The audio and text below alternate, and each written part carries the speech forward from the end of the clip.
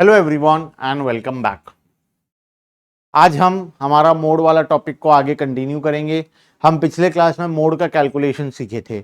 Mode के calculation में हम दो प्रकार का कैलकुलेशन सीखे थे। पहला तो था बाय ऑब्जर्वेशन, तुम खुद ऑब्जर्व करके बताओगे मोड कौन सा है, और दूसरा था ग्रुपिंग मेथड, जो कि सबसे इंपॉर्टेंट था, जिसमें हम दो टेबल बनाया करते थे, एक ग्रुपिंग टेबल और एक एनालिसिस टेबल, है ना। ऑल ओवर इंडिया जो सिलेबस है वो सेम ही है, ठीक है। तुम कहीं से भी हो तो ये सारे एनईपी के प्लेलिस्ट को तुम फॉलो कर सकते हो। सब्जेक्ट्स देख लेना, बिजनेस स्टैटिस्टिक्स तुम्हारे जो भी सेमेस्टर में है तुम आराम से पढ़ सकते हो, ठीक है। चलो देखो, हम मोड पढ़ रहे थे ऑलरेडी, हम दो मेथड पढ़े थे। आज हम एक बार ग्रुपिंग मेथड का क्वेश्चन करेंगे, साथ में कुछ इंपॉर्टेंट पॉइंट्स है, और एक आखिरी मेथड एम्पेरिकल रिलेशन वाला मेथड को भी आज हम करेंगे, और कोशिश करेंगे मोड वाले टॉपिक को पूरा कंप्लीट करने का, ठीक है। आ जाओ, सम स्पेशल पॉइंट यहां से हमें पढ़ाई करना था। Before going to start with determination on board, the following point must be kept in view that the series is arranged in ascending order। हमें क्या करना है, मोड के लिए सीरीज को असेंडिंग ऑर्डर में अरेंज कर देना है। दूसरा, that the series is arranged in equal class interval, हमारा जो क्लास इंटरवल होगा वो भी इक्वल होना चाहिए। उसके बाद that in case of inclusive series, अगर इंक्लूसिव सीरीज दिया है तो हम एक्सक्लूसिव में कन्वर्ट करेंगे। वो कौन सा कन्वर्ट करेंगे, खाली मॉडल क्लास को कन्वर्ट कर लेंगे, सारा को कन्वर्ट करने का जरूरत नहीं है। जौन सा में मोड है उसको कन्वर्ट कर लेंगे, बाकी को कन्वर्ट करने का जरूरत नहीं है। that it is not necessary to complete the open end class interval by estimating their respective lower and upper class limit। अगर ओपन एंड दिया है तो कोई जरूरी नहीं है इसको क्लोज एंड में कन्वर्ट करने का। बेसिकली तुम्हें ये वो स्पेशल केसेस बताया है कब क्या करना है। अगर अनइक्वल दिया है तो इक्वल में कन्वर्ट कर लो, अगर एक्सक्लूसिव दिया इंक्लूसिव दिया है तो एक्सक्लूसिव में कन्वर्ट करो। सिर्फ मॉडल क्लास को कर लो, बाकी को करोगे तो तुम्हारा इच्छा, नहीं करोगे तो मत करो। लास्ट में ओपन एंड दिया है तो उसको भी क्लोज एंड में कन्वर्ट करने की कोई जरूरत नहीं है, ठीक है। आ जाओ, कुछ क्वेश्चंस करेंगे पहले, क्वेश्चन करने के बाद हम आगे चलेंगे, ठीक है। चलो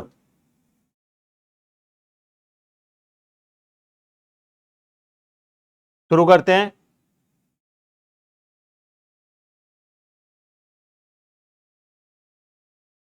क्वेश्चन नंबर 1,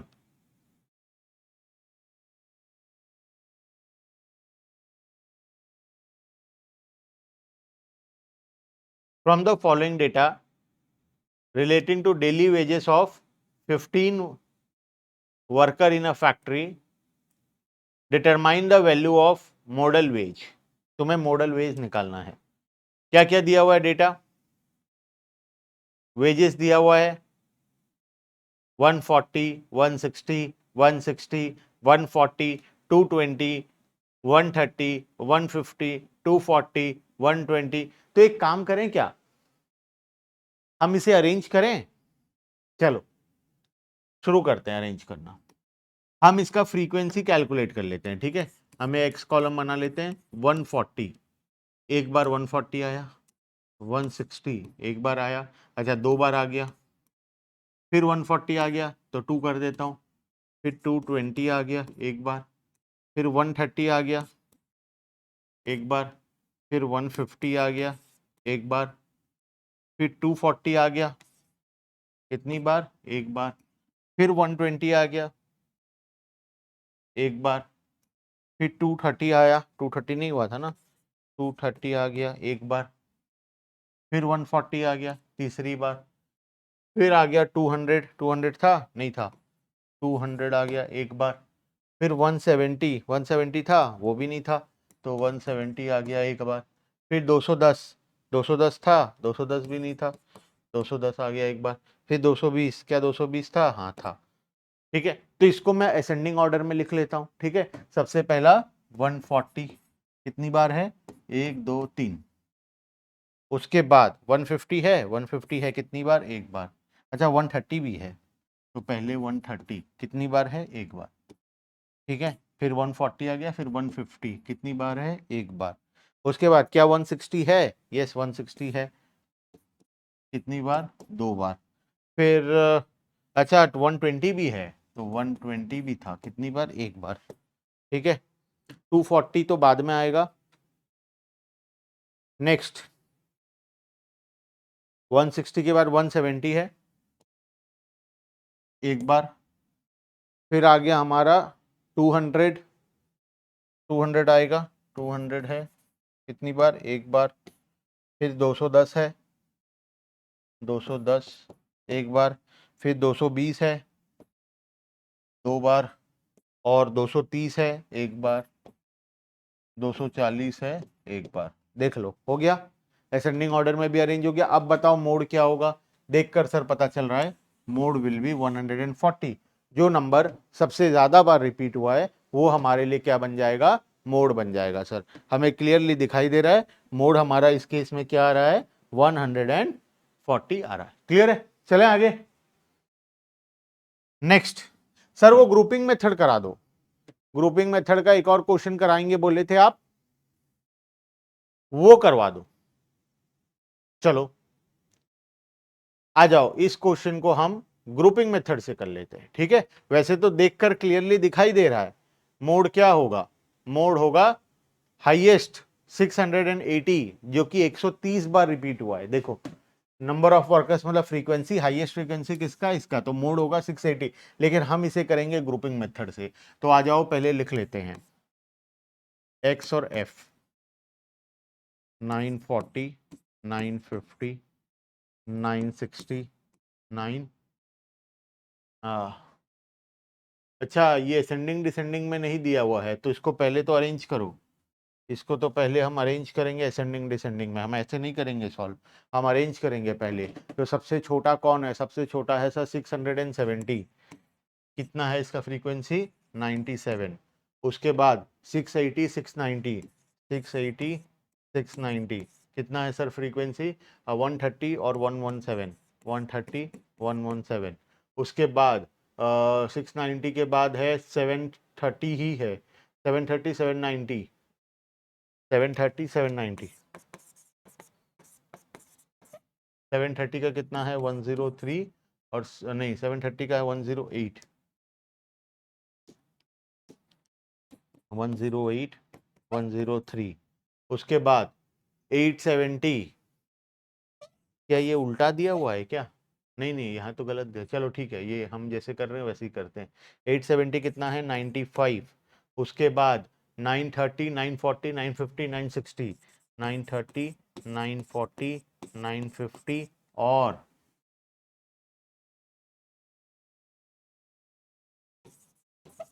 960। ठीक है, 930 कितना है 89।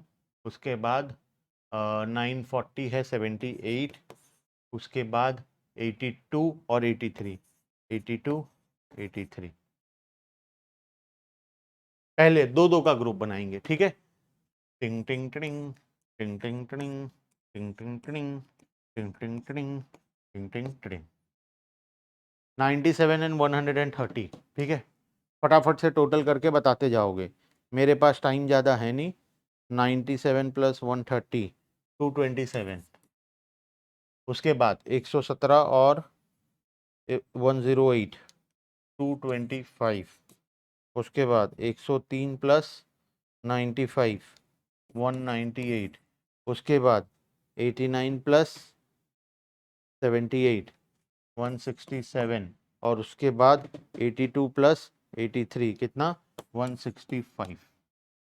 ठीक है, फिर दो दो का ग्रुप बनाएंगे, लेकिन अब की बार पहले वाले को छोड़ देंगे, पहले वाले को अब की बार छोड़ देंगे। ये दो, ये दो, ये दो और ये दो। ठीक है, आ जाओ बताओ क्या होगा, 130 और 117, 130 प्लस 117, 247। उसके बाद 108 प्लस 103, 211। उसके बाद 95 प्लस 89 कितना 184। उसके बाद 78 और 82, 78 प्लस 82, 160। ये दो दो का ग्रुप बन गया। ठीक है, अब तीन तीन का ग्रुप बना लेते हैं। ठीक है सर, तीन तीन का ग्रुप कैसे करेंगे, देखो पहला से स्टार्टिंग से तीन तीन लेना। जब तीन तीन का ग्रुप का बारी आएगा तो स्टार्टिंग से क्या लेंगे हम, थ्री थ्री फिगर्स को एक साथ लेंगे, स्टार्टिंग से तीन तीन फिगर को लेते जाएंगे।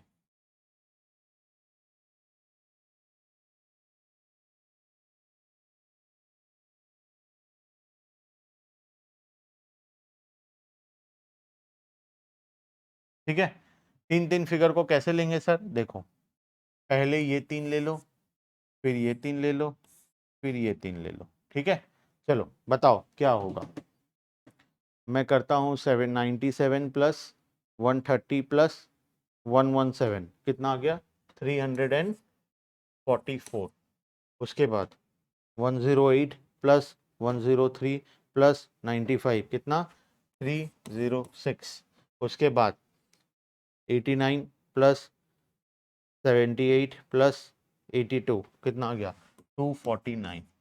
एक बार बन गया, और दो बार बनाएंगे सर। सेकंड बार में क्या करेंगे, सेकंड बार में हम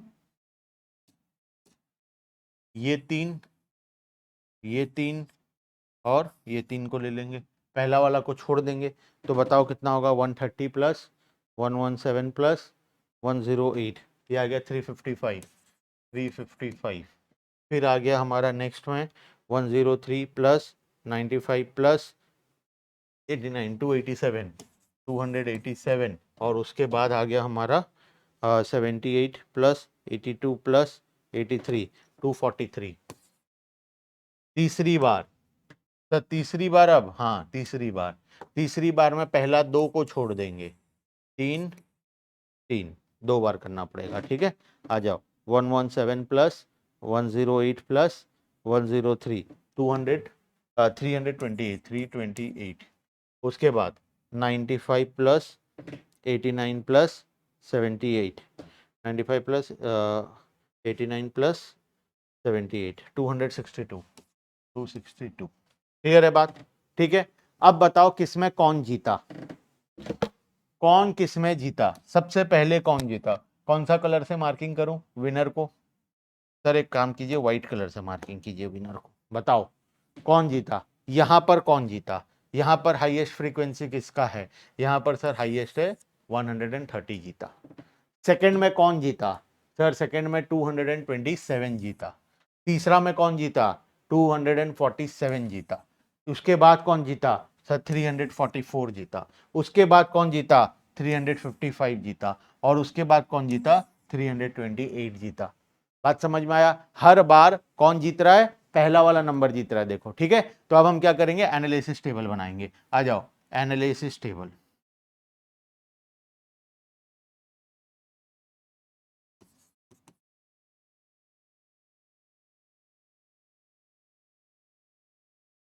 एनालिसिस टेबल क्या करेंगे, रोज कॉलम में बदल जाएंगे, कॉलम रोज में बदल जाएंगे। ठीक है, तो मैं एक काम करता हूं, इसको थोड़ा छोटा कर लेता हूं ताकि मैं एक स्क्रीन में एक बार में देख पाऊं। ठीक है, वरना मुझे बार बार ऊपर नीचे करना पड़ेगा। देखो 670 में क्या करूंगा, 670, 680 जो यहां पर है इसको रो वाइज लिख दूंगा, 690 और 730, उसके बाद 790, उसके बाद 870, उसके बाद 930, 940, 950 एंड 960।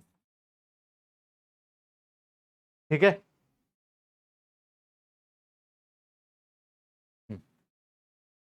तो 960 होगा। उसके बाद इधर हम लिखेंगे, लेकिन मैं तुम्हें डायरेक्टली पूछ रहा हूं, बताओ कब कौन जीता।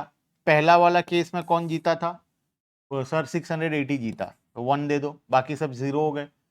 227 जीता, 227 कैसे निकला था सर, पहला दो को प्लस करके निकला था। तो सेकंड वाले कॉलम में 227 जीता, जो कि 197 और 130 को प्लस करके आया था। तो ये दोनों जीते, बाकी सब हारे। उसके बाद 247 जीता, 247 किस किस को प्लस करके आया था, ये दोनों को प्लस करके आया था। उसके बाद 344 जीता, 344 किसको प्लस करके आया था सर, पहला तीन नंबर को प्लस किए थे, तो थर्ड, ये तो थर्ड है, फोर्थ केस में 1 2 3 ये जीत गए थे। उसके बाद 355 किस किस को प्लस किए थे सर, 680 वाला, 690 वाला और 730 वाला। आ जाओ, तो यहां पर 1 2 3, और लास्ट में 338 जो किए थे वो हम किस किस को प्लस किए थे, 1 2 3।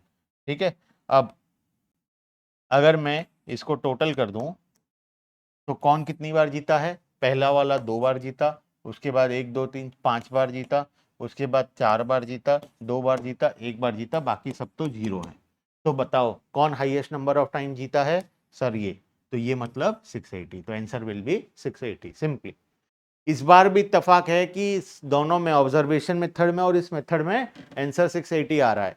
नॉर्मली क्या होता है, कभी नॉर्मली तो मतलब बहुत बार अक्सर क्या होता है ना, मैंने जितना क्वेश्चन देखा है अक्सर अलग अलग आ जाता है आंसर। ठीक है, ये तो इत्तेफाक है, चलो कोई बात नहीं, अच्छी बात है। अगर सेम आंसर आ रहा है तो बहुत अच्छी बात है। ठीक है, अलग अलग भी लेकिन आ सकता है दोनों मेथड्स में। ठीक है, चलो चलते हैं आगे।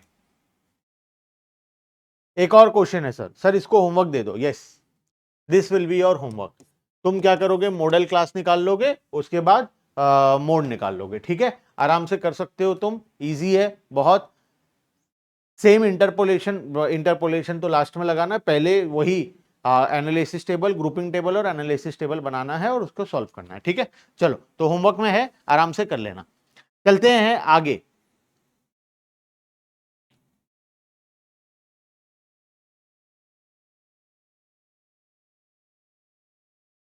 क्वेश्चंस के बाद चलते हैं आगे। मेथड्स ऑफ एम्पेरिकल रिलेशन, ये एक मेथड है जिसमें हम क्या करेंगे, मोड निकालेंगे। हम इसमें इस मेथड से ना मीन, मीडियन, मोड में से तीनों में से कुछ भी निकाल सकते हैं। मतलब कोई अगर दो फिगर दिया है, आइदर मीन मीडियन दिया है, हम दोनों को यूज करके मोड निकाल सकते हैं। मीडियन और मोड दिया है तो मीन निकाल सकते हैं। तो मीन मीडियन दिया, कोई भी दो दिया है तो तीसरा फिगर को हम कैलकुलेट कर सकते हैं by using this method. Formula क्या बोलता है, 1/3 of mean minus mode equals to mean minus median. ये फॉर्मूला को लगाकर हम सिंपली, कोई दो चीज दिया है तो हम तीसरा चीज को कैलकुलेट कर सकते हैं। इतना चीज को याद नहीं करना है, पढ़ना नहीं है, सिंपली एक फॉर्मूला है, इसको याद रखो। क्या बोलता है formula sir, 1/3 into mean minus mode equals to mean minus median. बस ये फॉर्मूला को याद रख लो, काम हो जाएगा। ठीक है, चलो मेरिट्स एंड डीमेरिट्स, आखिरी टॉपिक, थियोरेटिकल टॉपिक। सर इसका कोई क्वेश्चन? हाँ, क्वेश्चन तो तुम कुछ भी ले सकते हो ना। अभी क्वेश्चन तुम्हारे सामने बना कर देता हूं, आओ। क्वेश्चन में दिया है मीन है 95, मोड है मीडियन है 100, फाइंड आउट मोड। बना लो मोड, क्या बड़ी बात हो गई। 1/3 into 95 minus, let mode be x, equals to mean कितना है 95 माइनस 100। निकाल लो, x का फिगर निकाल लो, x का वैल्यू निकाल लो। ठीक है, 1/3 into 95 minus x equals to 5, 95 minus x equals to 5 into 3, x equals to 95 minus 15 equals to 80। खत्म बात। ठीक है, हो गया बात खत्म। क्लियर है बात? तो कोई भी दो चीज दिया है तो तीसरा चीज हम आराम से कैलकुलेट कर सकते हैं। आते हैं आखिरी टॉपिक में, merits and demerits. Merits, it give the most representative value of a series. सबसे ज्यादा रिप्रेजेंटेटिव, क्योंकि जिसका फ्रीक्वेंसी सबसे ज्यादा होगा उसका पावर तो सबसे ज्यादा होगा ना, तो ये मोस्ट रिप्रेजेंटेटिव वैल्यू देता है।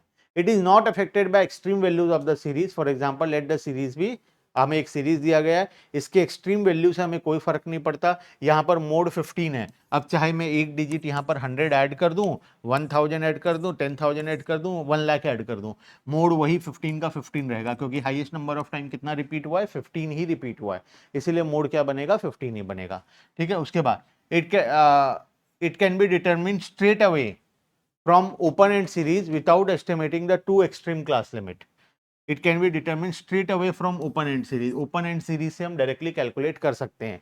It is capable of studying qualitative data as its determination depends on the frequencies rather than the values of the item. हम क्वालिटेटिव डेटा का भी मोड निकाल सकते हैं। क्वांटिटेटिव डेटा में तो मीन मीडियन निकलता है सिर्फ, मीडियन भी इनफैक्ट क्वालिटेटिव में निकल जाएगा लेकिन मीन नहीं निकल पाएगा।